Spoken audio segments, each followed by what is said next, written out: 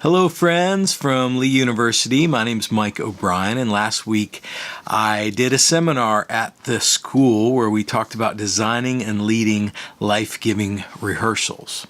So I just wanted to give a follow-up and a kind of a debrief about what we talked about, and you can take this and share it with your other worship leaders or ministry leaders. And if you missed the class, hopefully this will be helpful for you as well. So what is the end goal of rehearsal? Why do we rehearse ever? Why do we practice? If we don't need to practice, a lot of us feel like we don't need to practice in the church. Why do we do it? Well, I believe the ultimate end goal behind rehearsing for the church is to help the church to sing. We want our band and our music and everything to kind of facilitate the singing, the active participation of the people. Otherwise, it truly is a concert. And even in concerts, the best concerts, they're helping people to engage in what they're doing and they're singing along if it's music. So that's the end goal. And as John Wimber would say, we want to lead people to Jesus and get out of the way. Like we want to help facilitate this beautiful communion that's happening between God and his people, and is really happening between us and the musicians, even between us and God in community. So let's help people do that. Let's rehearse to that end. We have to know that science is involved when we're rehearsing the body. So the brain is doing all sorts of things with gray and white matter, and it's communicating to our muscles, which are playing the songs.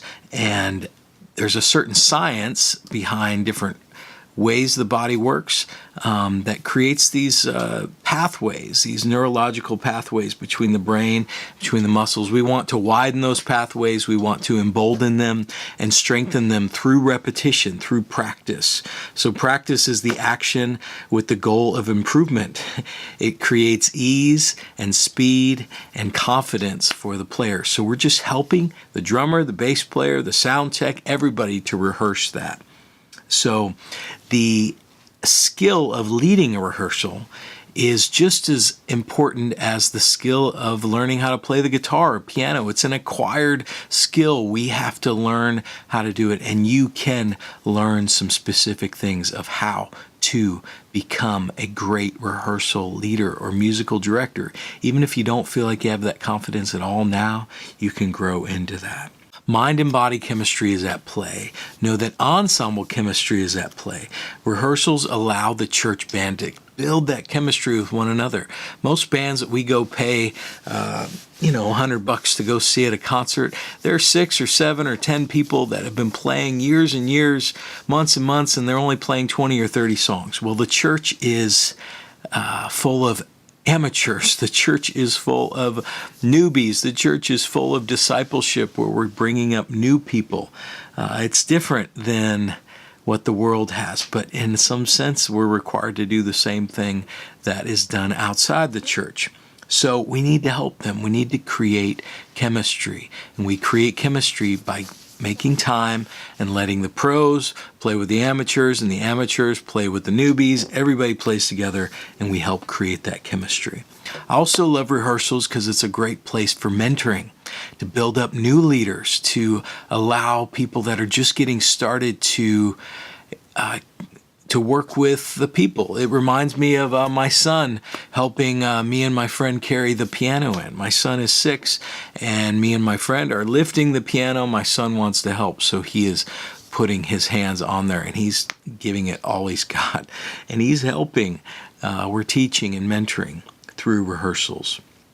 Also want to say this, finally, is community and friendship is built through rehearsals.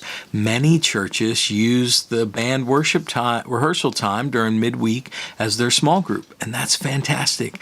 You can do that and create fellowship and community and care through rehearsals. It's yet another place to do that. So, designing and leading life-giving rehearsals, know that there are some important things at play as we rehearse. chemistry, mind and body chemistry. Science is happening.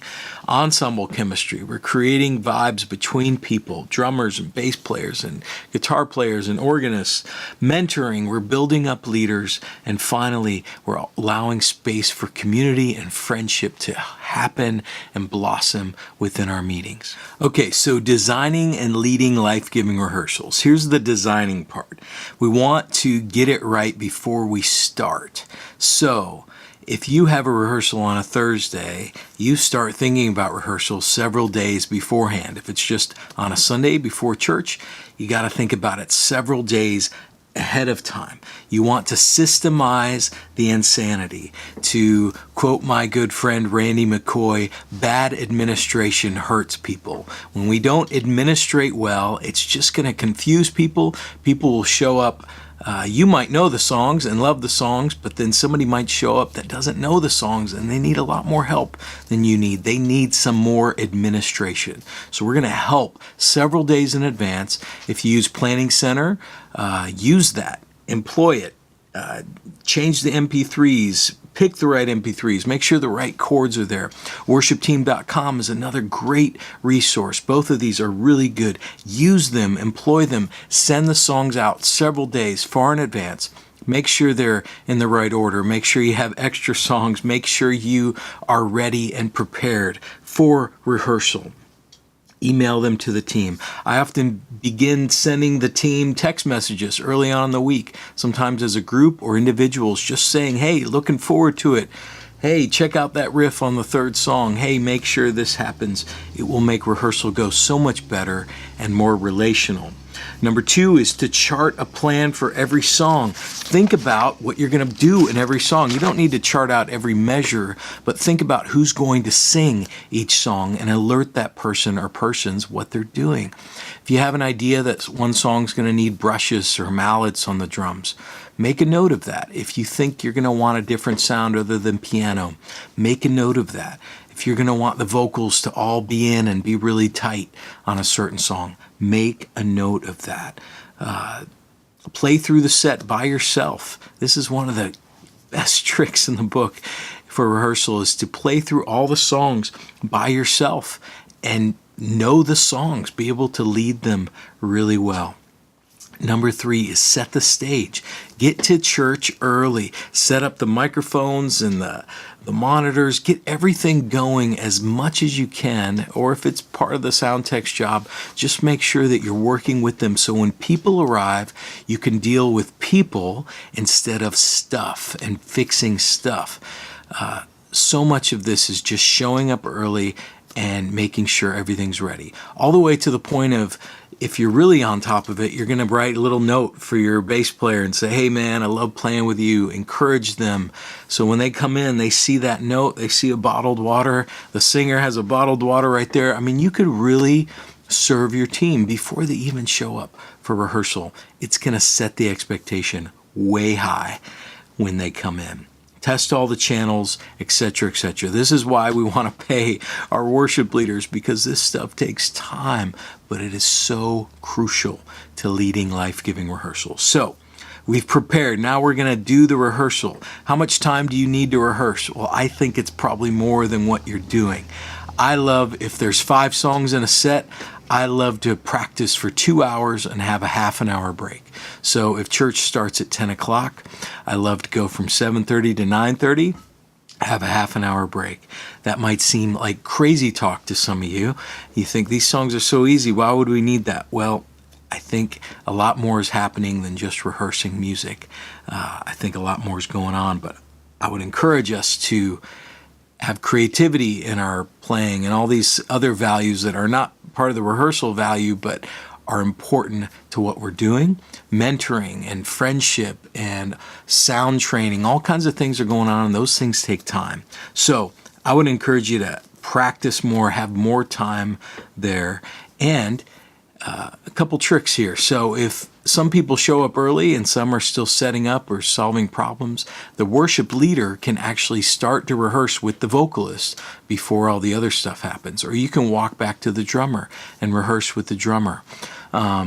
one-on-one, or maybe two guitars. You and two guitars could start working out stuff before everything else is ready. Another idea is when you start the rehearsal, start with something simple that the band knows, that is medium pace. Everybody can set their monitors. It's not the fastest song. Just start with something easy that is really good to get going. Number 5, reward creativity, teamwork, and respect. So this means showing up on time, being early, being nice, greeting your musicians when they walk in. Sometimes if you're a hugging culture where you hug, I would encourage the musicians to hug one another, greet one another with a hug or a handshake. Say, hey, how are you? It's good to see you. Versus just being busy bees on the stage. Embrace one another. Say good morning. Say hello, even to the sound tech, even to the media person. Stop what you're doing and say hello. Worship leaders, be prepared. So when people walk in, you're greeting people and not dealing with problems. You're helping move amps and hold doors. Zero tolerance for rudeness. So if you don't want people to be mean to each other or use weird comparisons or sarcasm during practice. We want to be kind to one another. This also means not playing over one another. Oftentimes, church musicians play during rehearsal, even when they're not rehearsing, they're just jamming. And it just takes up sonic space, and we want to encourage musicians not to play over each other when we're talking. So, no tolerance for that, but reward creativity, reward teamwork, reward respect. Sixth thing I want you to think about is dividing and conquering. So I've already said this a little bit, but break up the band to focus on specific jobs. So at some point during rehearsal, bass, drums, acoustic guitar, bass, drums, piano, whoever's leading, those 3 people should work out some parts and things. Guitar, piano, those elements can work out some ideas. Vocal. All the vocalists coming together, standing in a circle and singing is one of the most powerful things I've ever done in a rehearsal. And it is so life-giving for over the course of an hour or 2 hours to have a moment where you spend with each instrument, and specifically on songs where you need that help. Break it up, divide and conquer. Rhythmic, vocals, and mid-range, guitars, pianos, etc. Number 7, pulverize your problems. Rehearse problem areas in 1, 2, 4, and 8 bar cycles. So an idea would be just the introduction of a song, working on a drum fill and the way the bass comes in. 1, 2, 3, bop, baga-doo, bam. Let's try it again. 1, 2, 3, bop, baga-doom, bam. Again, 2, 3, bop, baga-doom, bam. So you're just looping it. You're pulverizing the problem. Instead of talking about it, you're just playing through it. It's really helpful. Summarize the set, number 8. So before rehearsal's over, gather everybody around, just look at the set list, say, hey, this is what we're doing, this is where we're going. You can visualize the set list and talk through it very quickly. Say, hey, here's where we're going. Sometimes play the intro and the outro of every song. Or oftentimes I'll do the intro, going to the first chorus, or first verse, first chorus, bridge, last chorus, outro is a shorter way of playing through the songs. But try to give the team a summary of what they're doing so they understand all the minutia, but then now we're going to show you what, in general, we're going to be doing. And then finally, I'll say learn a shortcut language for the team. So learn what a diamond means. A diamond means just playing a whole note. So 2, 3, 4, ba, 3, 4, ba, 2, 3, 4. So diamonds are really important. So a lot of times you can just turn to each other and say diamond or whole note. Halftime, full time, loud, soft, subito, which means suddenly soft or suddenly loud. Open hi-hats, closed hi-hats, learning how to talk to your drummer. Learn the parts of the drum set. That can be really important. Go to the ride, go to the hi-hat, go to the open hi-hat. Use a crash ride there. Try to learn some basics of the drums and the piano. Play up an octave or down an octave. Play up an octave or down an octave. Capo higher. You want a chimier sound, capo lower. So as a rehearsal leader, learning some of that shorthand language and the tools for every instrument will be really helpful. So in designing and leading life-giving rehearsals, think about the whole time. This is an amazing time to grow and build your team, and it be awesome and fun and it not be draining for people. But a lot of it has to do with you being prepared as the leader and ready to bring them together for community, fellowship, and the task at hand, which I believe is helping the church to actively engage in worship. Take care.